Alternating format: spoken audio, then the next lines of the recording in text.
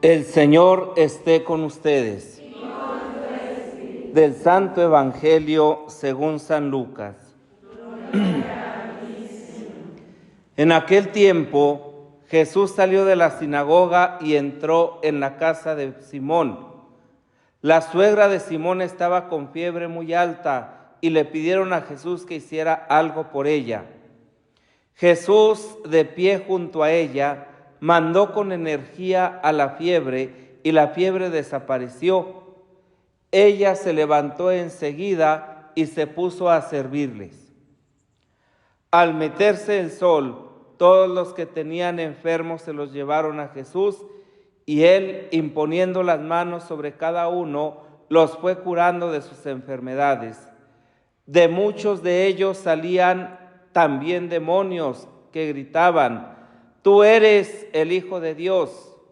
Pero él les ordenaba enérgicamente que se callaran, porque sabían que él era el Mesías.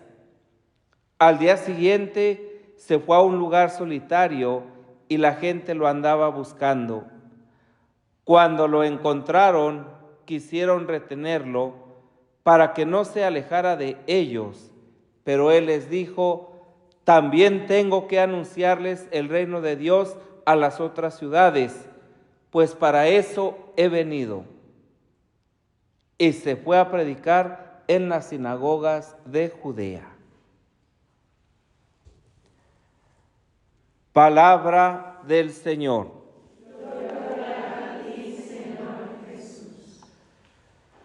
Lucas continúa presentándonos a Jesús como el Mesías, como el Salvador, el Emmanuel, que viene a salvar y a redimir a su pueblo. A raíz de esa proclamación que se hace en la sinagoga, ¿verdad?, donde Jesús dice: «Hoy se ha cumplido esta palabra», pues veíamos el primer milagro, que era precisamente la liberación a través del exorcismo que hace para sacar aquel demonio de aquella persona, aquel hombre que estaba poseído. Y con este milagro la gente empieza a estar siempre en torno a Jesús, cada vez más, cada vez más. Si bien es cierto que en aquel tiempo Nazaret no contaba con más de 500 habitantes, pues de todas las aldeas, ¿verdad?, cercanas, pues se fueron corriendo las voces, se fueron corriendo el chisme, diciendo que había un hombre, ¿verdad?, que había expulsado un demonio y que hablaba de una manera maravillosa y no como los rabinos.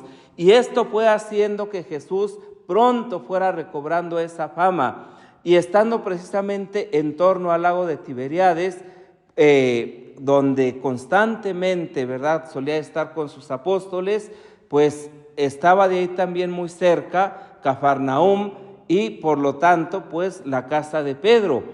Y la casa de Pedro y la sinagoga, ¿verdad?, tal y como la ponen hoy, pues está donde está el comedor de esta casa y la capilla, así de distancia, se están pegando. Es decir, la sinagoga, ¿verdad?, pues estaba y nada más había un pequeño espacio, ¿verdad?, como un atrio, y estaba la casa de Pedro o de la suegra de Pedro, donde pues Jesús hizo este milagro.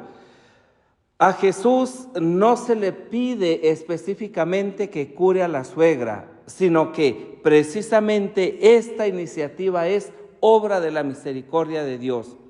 Y de la misma manera que al endemoniado, al ser liberado, lo reintegra a la sociedad, lo reintegra a la comunidad, lo reintegra a una vida digna, lo mismo hace con esta mujer. Y es muy llamativo, en primera porque es una mujer y en segunda porque es una mujer ya mayor. Entonces Jesús está diciendo que la dignidad de una mujer es exactamente la misma que la de aquel joven del cual había expulsado un demonio. Entonces el resultado es prácticamente el mismo. Así como el endemoniado, ¿verdad?, tras ser liberado, pretende seguir a Jesús, y seguro que es de los que le siguen durante todo su ministerio, ¿verdad?, aunque sea de manera un poco, no sé, velada, pues la suegra de Pedro actúa de la misma forma.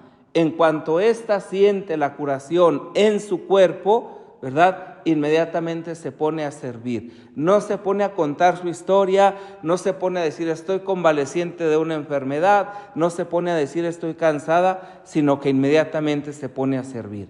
Y este es precisamente una de las características donde Cristo Jesús, ¿verdad?, va a reintegrar a la persona a su vida normal, a su vida cotidiana. Y esto hace, ¿verdad?, precisamente que luego todos vayan en torno a Él a querer ser sanados.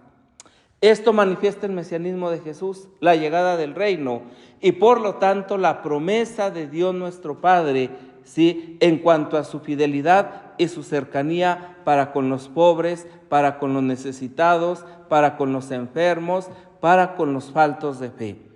Ante esta realidad nosotros nos situamos precisamente como, no solamente como espectadores de este acontecimiento, no solamente como una noticia que nos viene a través de los siglos, la leemos hoy, pero no tiene nada que ver en nosotros, sino cuál es verdaderamente en primer lugar nuestra fe en Cristo Jesús.